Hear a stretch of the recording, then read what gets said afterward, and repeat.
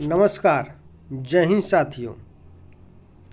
उत्तर प्रदेश अशासकीय सहायता प्राप्त माध्यमिक विद्यालय अध्यापकों की भर्ती और सेवा शर्तें नियमावली 2024 यानी कि अध्यापकों की भर्ती और सेवा शर्तों से संबंधित कुछ नियमावली जारी हुआ है 2024 में।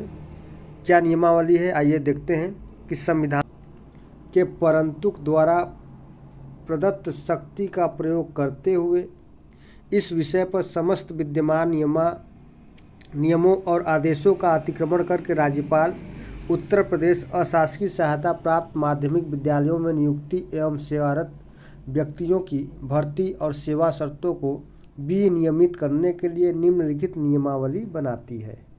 अब क्या क्या ये नियमावली है, आइए देखते हैं। भाग 1 सामान्य। उत्तर प्रदेश अशासकीय सहायता प्राप्त माध्यमिक विद्यालय अध्यापकों की भर्ती और सेवा शर्तें नियमावली 2024।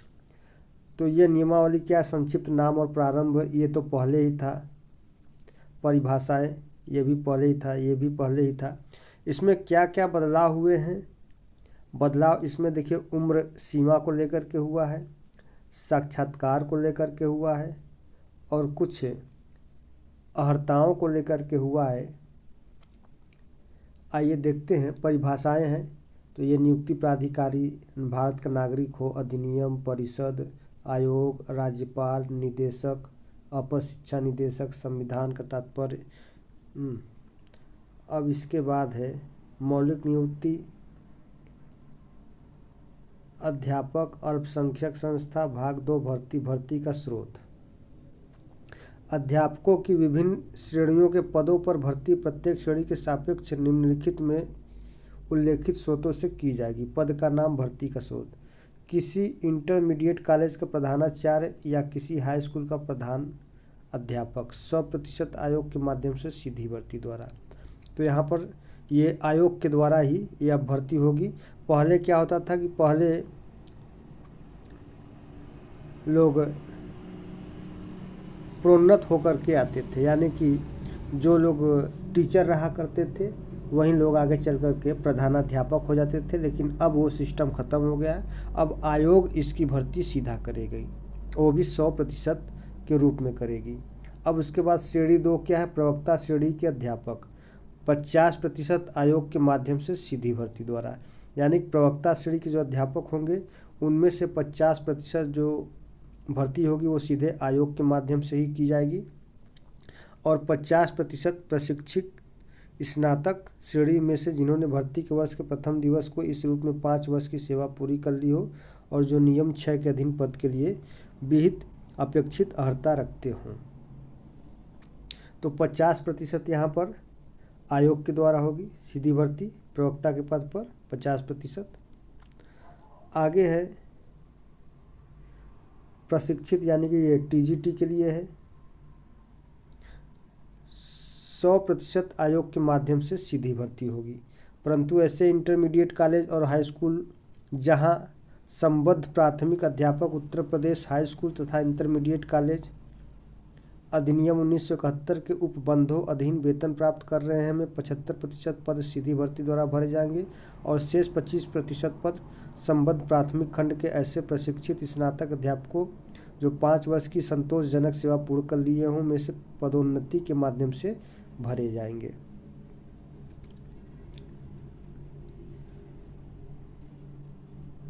आरक्षण की यहाँ बात की जा रही है। तो जो आरक्षण है, अनुसूचित जाति, जनजाति और अन्य श्रेणियों के अभ्यर्थियों के लिए आरक्षण उक्त लोक सेवा अधिनियम और समय समय पर यथा संशोधित उत्तर प्रदेश लोक सेवा अनुसूचित जाति, जनजाति और अन्य पिछड़ा वर्ग के लिए आरक्षण अधिनियम 1994, उत्तर प्रदेश लोक सेवा आयोग, शारीरिक रूप से विकलांग, स्वतंत्रता संग्राम सेनानी के आश्रित और भूतपूर्व सैनिक के लिए आरक्षण अधिनियम 1993 तथा भर्ती के समय प्रवृत्त शासनादेशों और उत्तर प्रदेश लोक सेवा अधिनियम 2020 के अनुसार ही होगा। यानी कि जो पहले था आरक्षण वहीं अभी भी है, आरक्षण में कोई बदलाव नहीं किया गया है।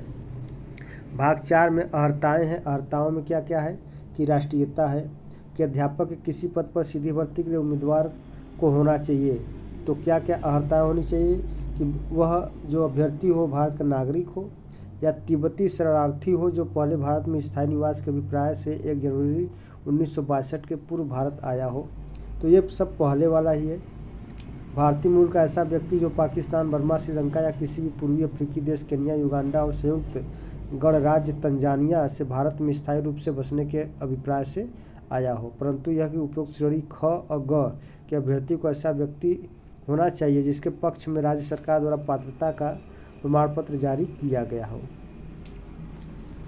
तो ये सभी पहले की ही हैं।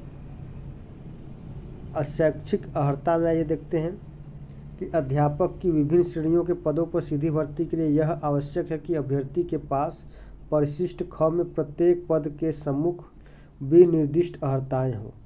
अधिमानी अर्हता, प्रादेशिक सेना में न्यूनतम 2 वर्ष की अवधि तक सेवा की हो।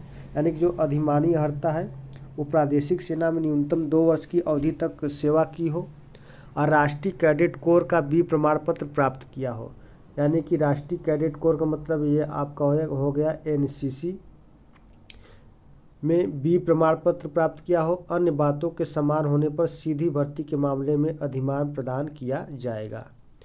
अब इसके आगे है आयु। देखिए सबसे बड़ा जो बदलाव किया गया है इस 2024 के भर्ती में, अध्यापक की भर्ती में जो सबसे बड़ा बदलाव किया गया है ये आयु को लेकर के किया गया है। और यह जो बदलाव है बहुत ही बड़ा बदलाव है। देखिए क्या बदलाव है कि सीधी भर्ती के लिए अभ्यर्थी की आयु जिस कैलेंडर वर्ष में सीधी भर्ती के लिए रिक्तियां आयोग द्वारा विज्ञापित की जाए उस कैलेंडर वर्ष की 1 जुलाई को यानी कि 1 जुलाई को 21 वर्ष, 1 जुलाई को 21 वर्ष की अवश्य हो जानी चाहिए और 40 वर्ष। यही देखिए बदलाव किया गया है। पहले जो मैक्सिमम हुआ करता था एज वो 60 वर्ष हुआ करता था, अब 40 वर्ष कर दिया गया है। यानी परंतु यह कि किसी इंटरमीडिएट कॉलेज के प्रधानाचार्य या किसी हाई स्कूल के प्रधानाध्यापक के पद के लिए यह आवश्यक है कि अभ्यर्थी ने उस कैलेंडर वर्ष जिसमें ऐसे पदों के लिए रिक्तियां आयोग द्वारा विज्ञापित की जाए कि 1 जुलाई को 30 वर्ष की आयु प्राप्त कर ली हो और 40 वर्ष से अधिक आयु न प्राप्त की हो। तो यहाँ पर इंटरमीडिएट कॉलेज के प्रधानाचार्य या किसी हाई स्कूल के प्रधानाध्यापक के पद के लिए उसकी जो आयु होनी चाहिए 1 जुलाई को 30 वर्ष होनी चाहिए और 40 वर्ष से अधिक नहीं होनी चाहिए। अब यहाँ पे चरित्र की बात की गई है। तो चरित्र जो है आपका अच्छा होना चाहिए। वैवाहिक परिस्थिति देख लेते हैं एक बार कि अध्यापक के किसी पद पर नियुक्ति के लिए ऐसा पुरुष अभ्यर्थी पात्र नहीं होगा जिसकी 1 से अधिक पत्नियां जीवित हों।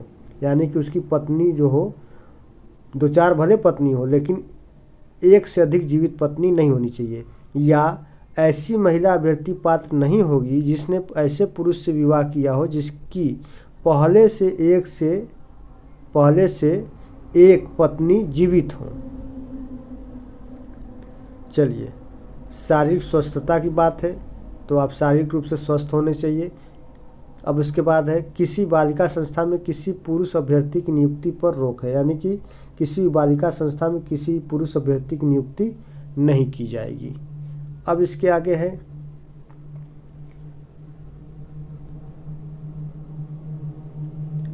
भाग 4 भर्ती की प्रक्रिया, आयोग के माध्यम से सीधी भर्ती की प्रक्रिया।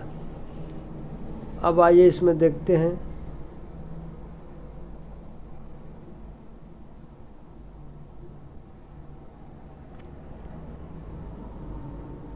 कि इसमें कहाँ पर वो दिया हुआ है। सामान्य ज्ञान का विषय और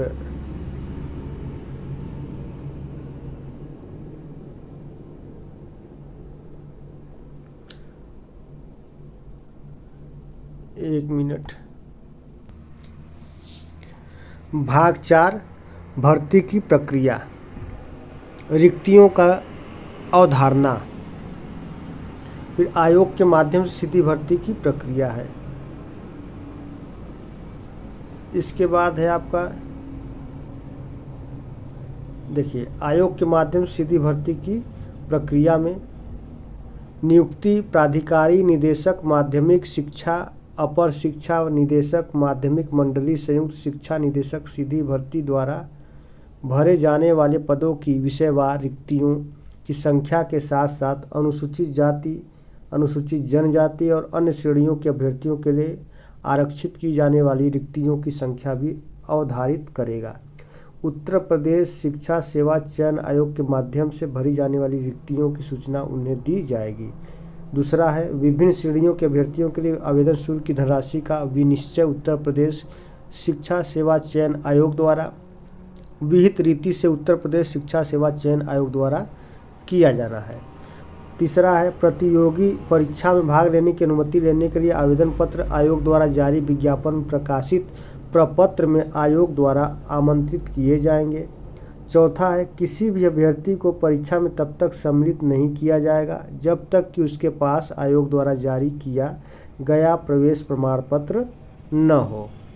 और पांचवा देखिए क्या है दिया हुआ है,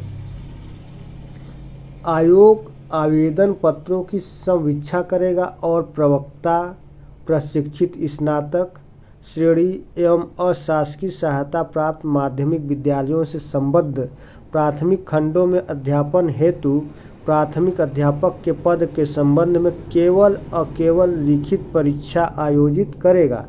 लिखित परीक्षा में 2 घंटे कालावधि का एक वस्तुनिष्ठ प्रश्न पत्र जिसमें सामान्य ज्ञान एवं संबंधित वैकल्पिक विषय पर आधारित एक प्रश्न पत्र होगा।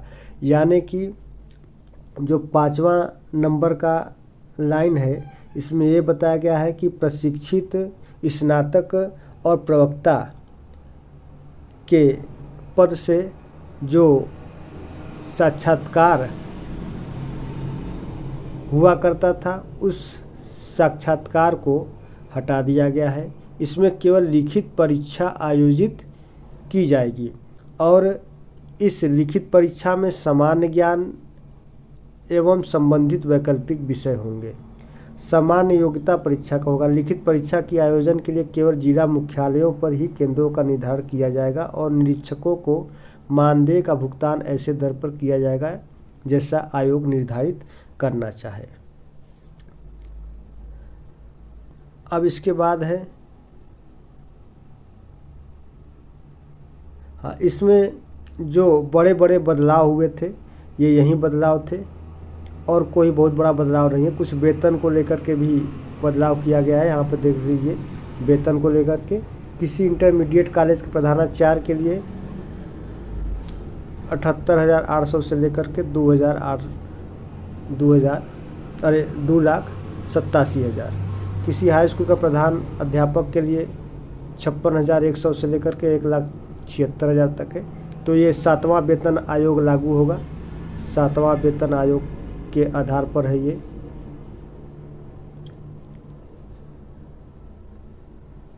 अब इसमें किसी प्रकार का कोई बहुत बड़ा बदलाव नहीं किया गया। जो बदलाव किए गए थे वो बदलाव मुख्य रूप से जो बदलाव हुए थे वो बदलाव आयु सीमा को लेकर के था। आयु सीमा अब अधिकतम कितना कर दिया गया है, अधिकतम 40 वर्ष कर दिया गया है। यानी कि 21 से लेकर के 40 वर्ष कर दिया गया है। और जो प्रवक्ता से साक्षात्कार को हटा दिया गया, साक्षात्कार नहीं होगा। पहले टीजीटी में भी साक्षात्कार नहीं हुआ करता था, अब पीजीटी में भी नहीं होगा। अब सामान्य ज्ञान का भी एक पेपर जोड़ा जाएगा। सामान्य ज्ञान, बस यही इतने बदलाव हुए हैं। और जो सबसे बुरी खबर है वो आयु सीमा को लेकर के है। सरकार को इस आयु सीमा पर एक बार फिर से जो है कि निर्णय देना होगा और आयु सीमा को 40 वर्ष से बढ़ा करके कम से कम 50 वर्ष तक तो रखना ही चाहिए। और हाँ, ये जो नियमावली है वो 2024 के भर्ती से लागू की जाएगी। जो लोग 2022 के भर्ती से संबंधित हैं या जो लोग 2022 की परीक्षा फॉर्म भरे हुए हैं उनके लिए ये नियमावली लागू नहीं होगी। तो आज के सेशन में दोस्तों बस इतना ही। और हाँ, जानकारी पाने के लिए आप लोग चैनल से जुड़े रहें और चैनल को सब्सक्राइब करें और वीडियो को अधिक से अधिक शेयर और लाइक करें। धन्यवाद। शुभ रात्रि।